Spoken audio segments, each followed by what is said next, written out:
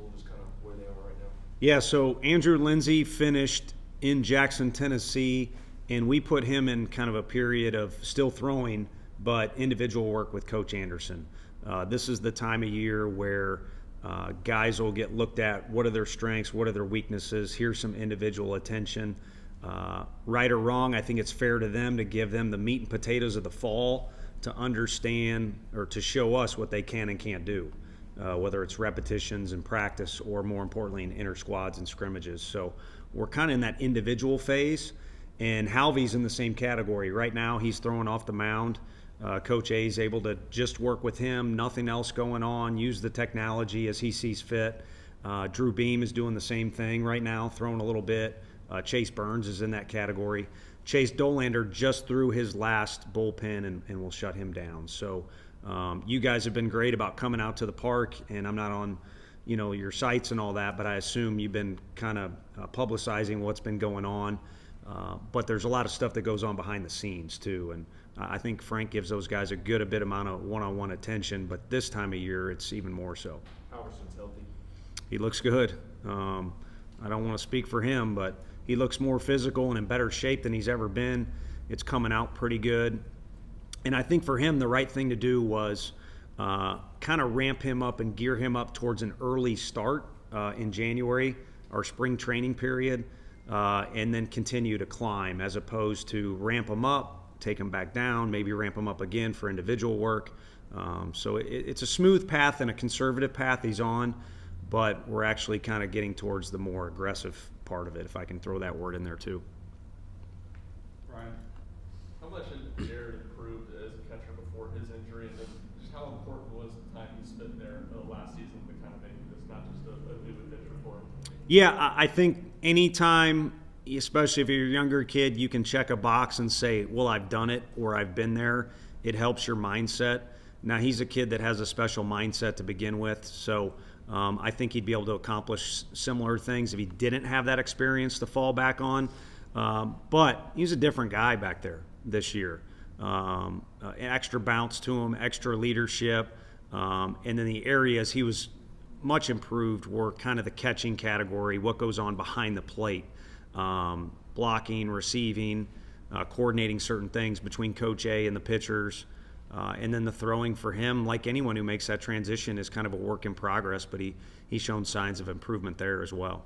I think more than anything, he established in front of, I hope, scouts, because they were curious too, but us and his teammates, he's a real catcher. This isn't, a fun experiment. Mike and then Aaron. Sorry.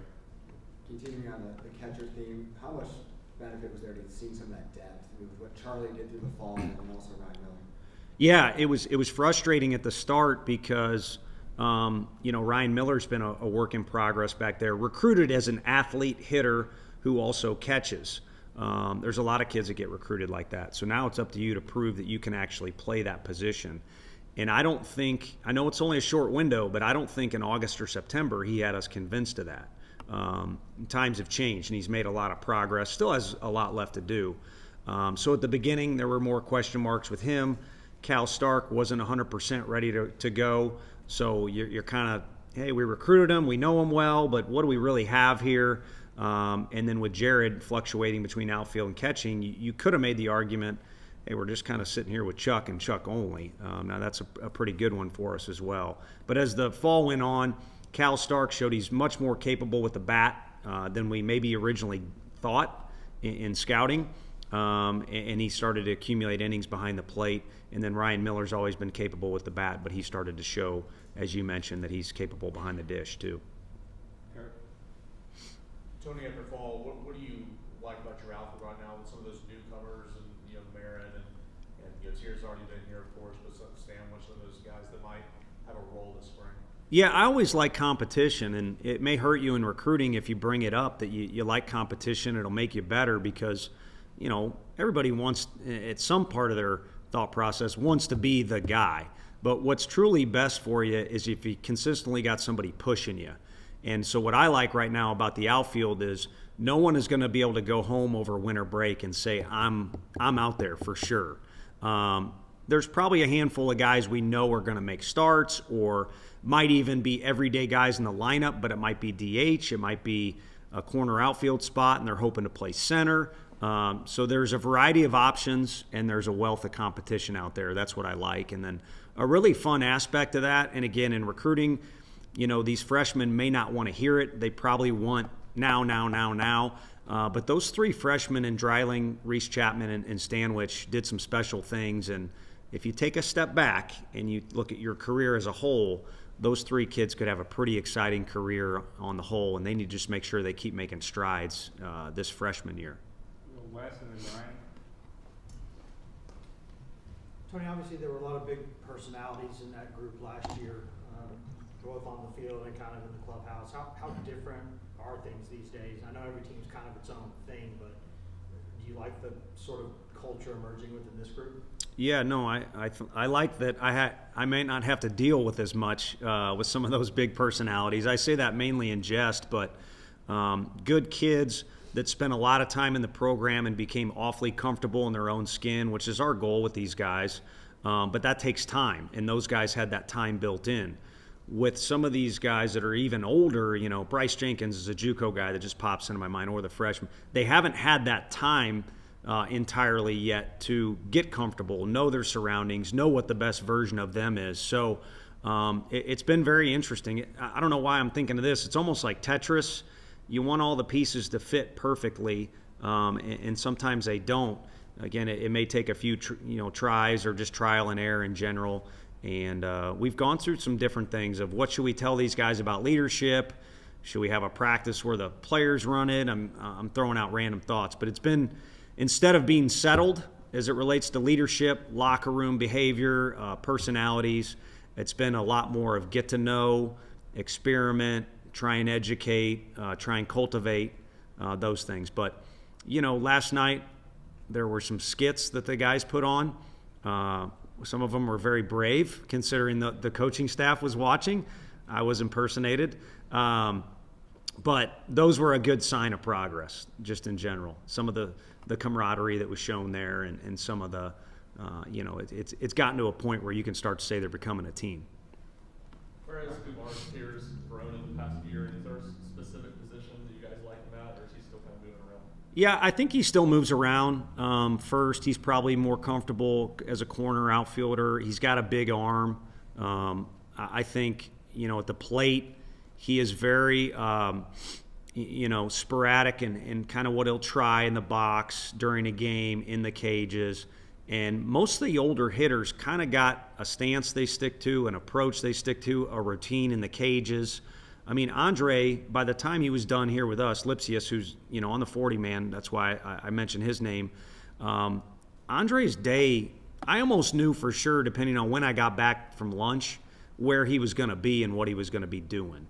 And so Tiers is nowhere in that category yet, but he's a lot more mature in just how he goes about his business and what his routines are and what his approach is.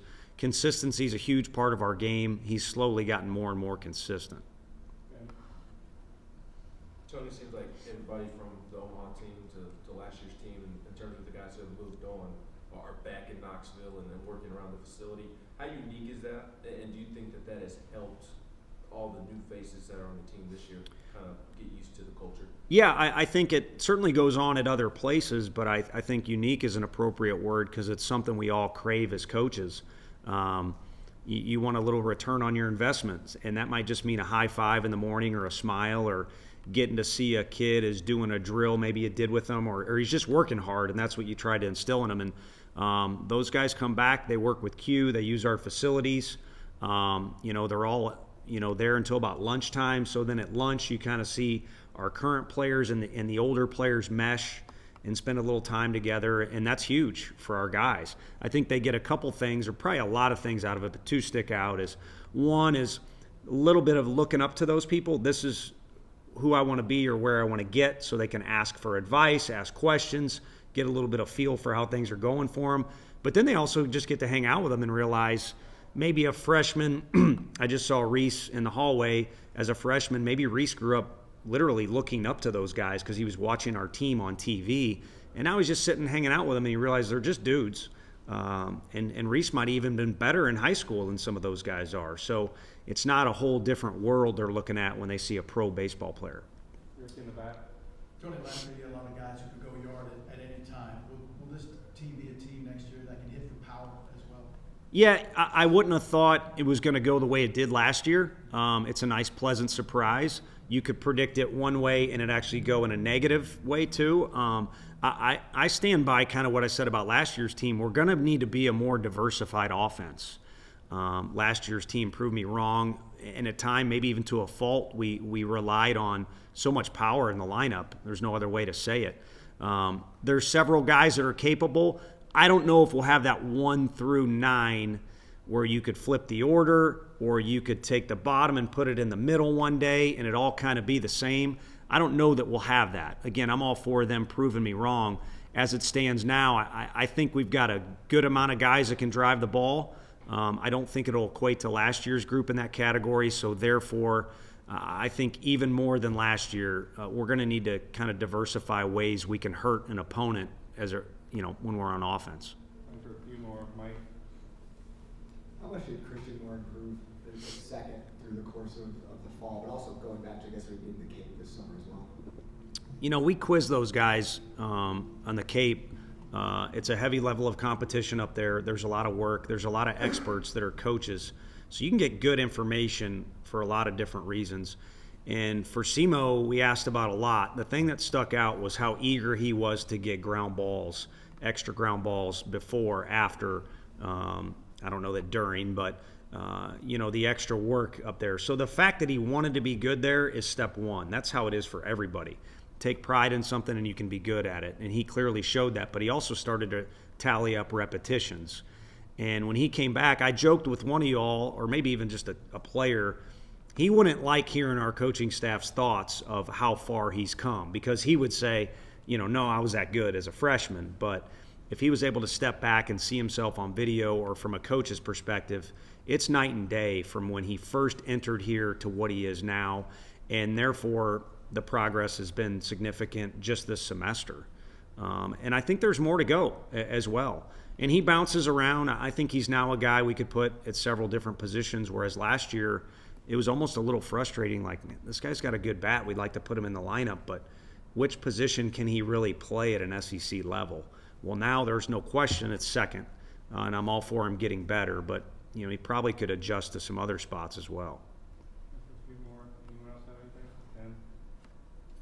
Guys like Austin Jaslove and Hunter Inslee, who maybe have a guy in front of them, Logan Chambers, how big of a piece do you think they can be this season, if anything, depth, and just how have you seen them progress this fall and throughout the summer? Yeah, the coach in me wants to say as big of a part of it as they want to be, because there's so many ways you can help your team, starting at the beginning of the day all the way to the end, and it doesn't have to be hitting a home run or anything like that. And one way they've helped our team is provide depth in internal competition, because they're two guys that kind of started out slowly, or the older guys who maybe weren't the coaches might look at them and say, well, that, I don't see how that guy's going to help us this year in particular, to the point now where they're in the conversation for, possibly getting innings for us in the spring or competing for a starting spot. I don't know. We haven't even got that far at the end of this, fall. We're still kind of going a little bit with practice, but no, those two guys have come a long way, and they've helped provide some depth and, like I said, some internal competition to where they could do something for us. But my challenge to every guy is find a way to help the team win. I just think there's more ways that they can now do it. But it's become part of the program. We've been here long enough now where there's a little bit of a rhythm and a cycle to things. Come in, learn the program, improve, get some experience, get a little more experience, and then become a guy. And for some players like Chase Burns and Drew Beam, it kind of happens, it seems like almost like that. And then for guys like Trey Lipscomb and Cortland Lawson, there's a lot of stuff behind the scenes that you guys don't see, and then all of a sudden, now you know who they are. We'll finish with you. Tony, I guess a lot of people would look at those three returning starting pitchers you've got there at the top and say, well, there's a weekend rotation right there, but baseball has a funny way of things not going the way you want. How do you make sure that the other pitchers on your team are preparing to fight for those roles and compete for them and say, hey, I I'd like to be a part of that too. Yeah, I think part of it is to give the other guys the attention and the work that they deserve alongside of them. You don't, at this point in the year, you can't separate guys. Now, you talk about May, you probably kind of need to key in, on the starting third baseman a little more than the third, guy that's third on the depth chart or something like that. But I think there's a wealth of guys that are an option to start. We kind of tipped our hand a little bit with the Fall World Series on who some of those other guys could be. And then part of the whole deal is every pitcher wants to be the Friday guy. So that provides a little competition, especially if you're blessed to have a staff where it could be 4 or 5 different guys, honestly, which it could be. So rather than, counting this or counting on that, you might want to just make sure you fight every day for what you can get. And then also have the understanding on the back end, it might just be what's the best combination in the coaching staff's mind of this guy here with a purpose. It doesn't always necessarily line up where you go 1, 2, 3, and then 4 during a midweek game with your 4 starters. It might just be what's the best role in particular for these guys. Last year we showed that with Jarrell, Trey, and Cortland. I would have been fine with any one of those guys playing shortstop, any one of them playing third, any one of them playing second. But we thought that was the best kind of combination of where each of those guys should be at. Thanks, Coach. Thanks, everybody. Thank you. Thank you. Was the in-person